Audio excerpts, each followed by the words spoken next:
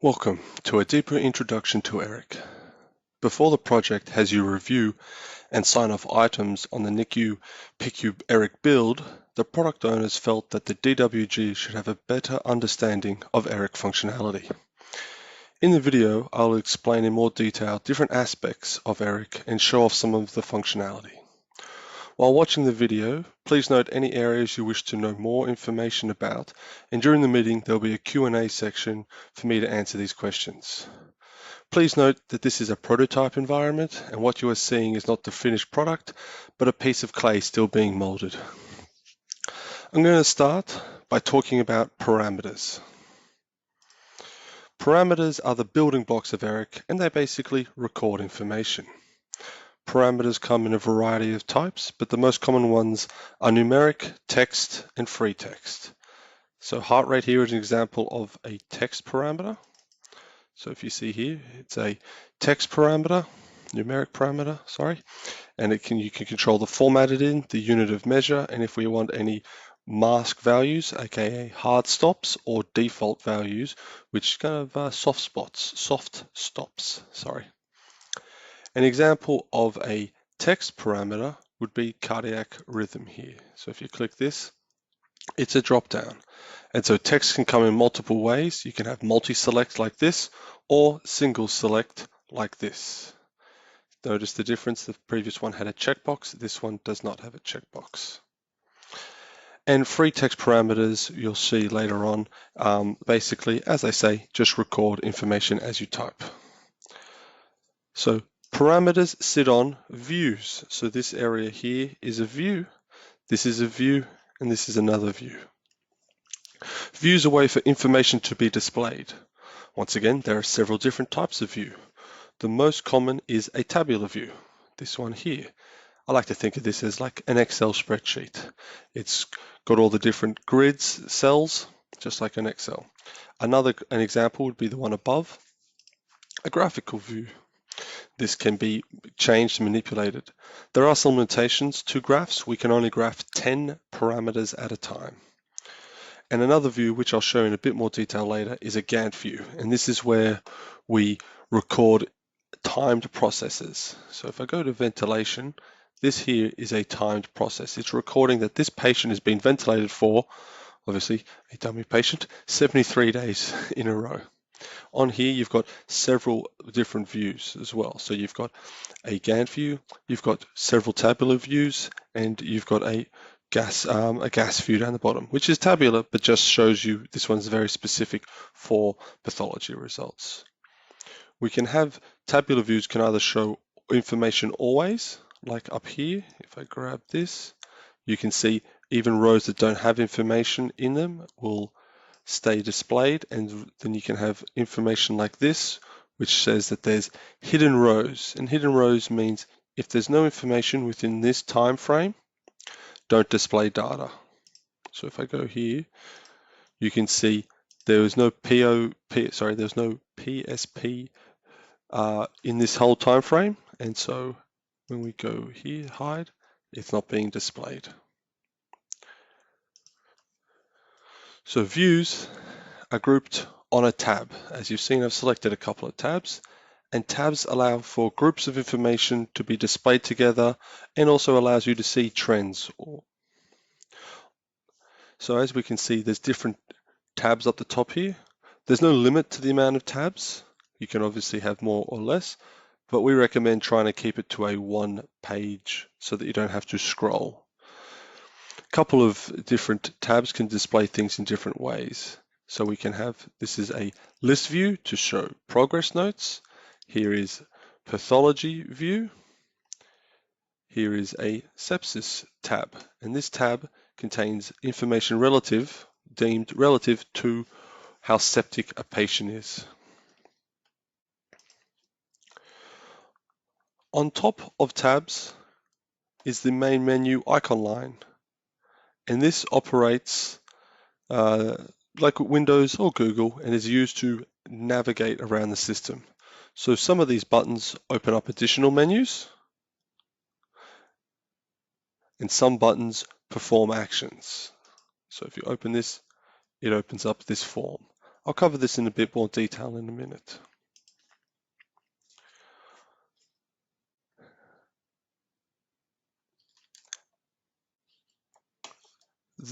This is framed by two bars. Up the top is the title bar and down the bottom is the status bar. The title bar contains parameters, and usually parameters related to the patient sticker, or what would be a patient sticker. So we have the patient's name, the date of birth, admission date. In here we have allergies, we have date of birth. Sorry, I covered that. We have age and weight. Down the bottom is the status bar, and the status bar is broken into two areas. You have system messages over here in the bottom left, and additional information to the right of it. System messages, as you can see here, some flashing icons, alert the user there's something about the patient that needs to be done. So here we can see it's grayed out because it's not here, but if a new labs came in, and if something has triggered the event manager, but most commonly it's used for this tick here to say that actions awaiting validation. This is either a dosage needs to be signed or a task needs to be done. So it gives the user warning when something is upcoming and needs to be done. To the right of this is the additional information section. And this is similar to the title bar in that it contains parameters and they are placed on here. Most common parameters, as you can see, are the active user and the location. The status of the patient, we also have two other parameters down here, but there is no limit to the parameters we can put down here.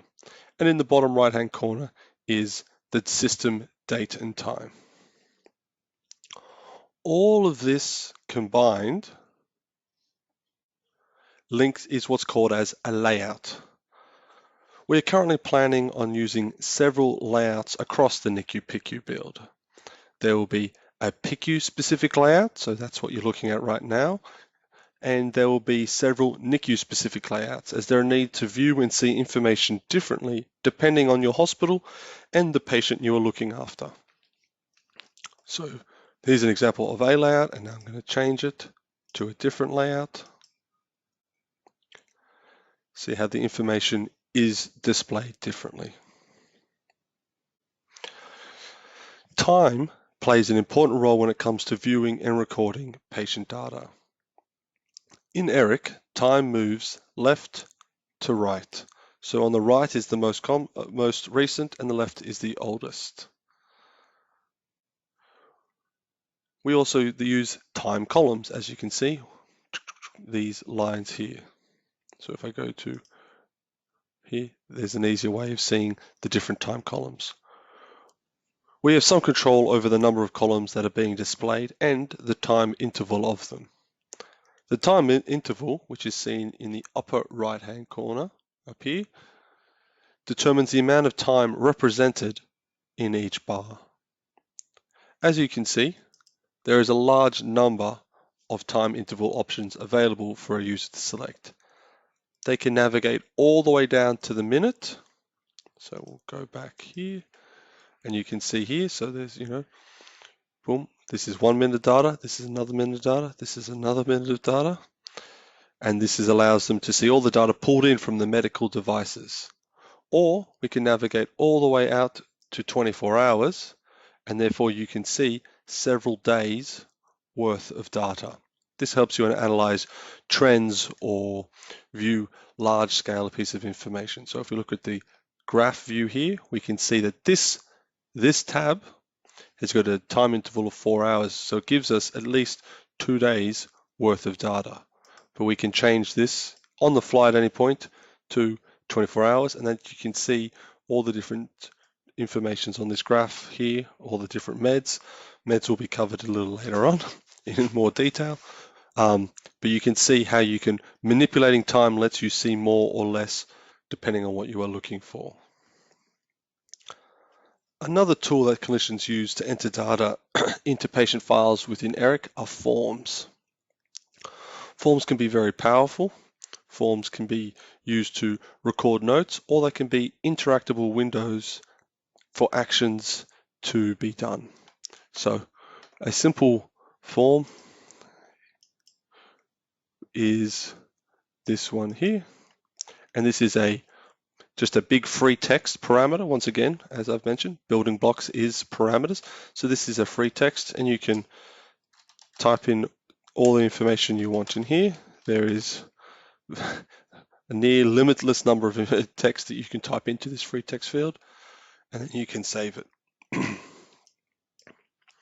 So that's a very simple form used to record notes. So if we go over here in notes, we should see the one I just recorded then, nursing progress note. And yes, there's my example of text. But forms can also be more complex and shows you actions and things that can be recorded against the patient. As an example of this, I'll now show you how a nurse would record that a patient has a lumbar drain. And this will pull in a series of different things that I've covered so far. So we're going to open this form. Forms can have tabs similar to here, and tabs can have different information. And on the form is this button. So down the bottom here is the lumbar drain. So a nurse would click this. In eRIC, as a general rule of thumb, we often use the mantra top to bottom, left to right. So it's a lumbar drain, the route is drain. Where am I putting it? I'm going to put it in the, I guess, back left lower, and I'm going to put this a little back in time because I've been busy on my shift and have not been able to record this drain properly. Oops. I'm going to put it 10 o'clock. I then click initiate. This will open up a form. So a form opened up the time process which had a form on top of it. And this form here is going to seed information onto my flow sheet, which I'll show you in a second, for ongoing observations. So we've broken the form down into two parts, shift to shift and ongoing hourly assessments. So I'm going to complete this. Bear with me, I don't know all of the levels that should be here, so I'm just going to stick a nice around 10 in there.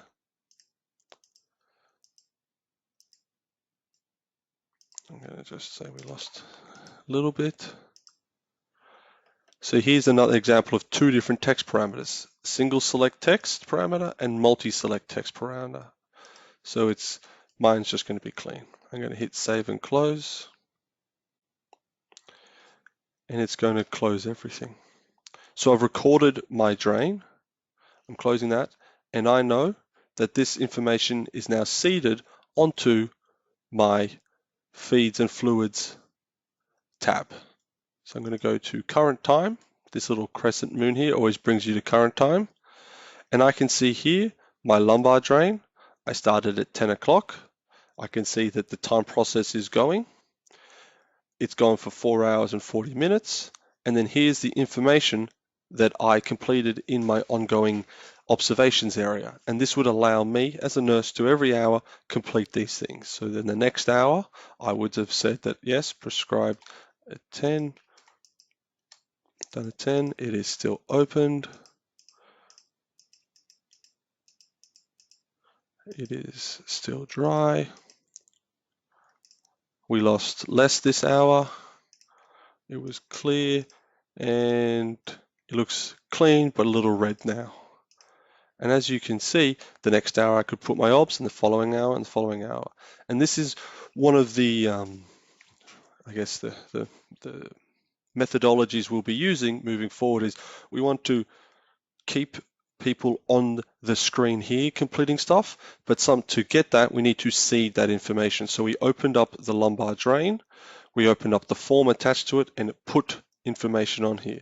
You'll see this is something we'd like to do moving forward with many different things, so that, for observations, we would like them to populate some information down here in this tabular view that you record. We don't want to have every observation there always, because that's not relevant. You would find the relevant observations, record them for your patient, and then moving forward, you would put them on here. Hope this is a nice start to your eRIC knowledge. This won't be the only time I'll do a video like this, and depending on the questions we get during the DWG, I'm more than happy to answer them or build more videos around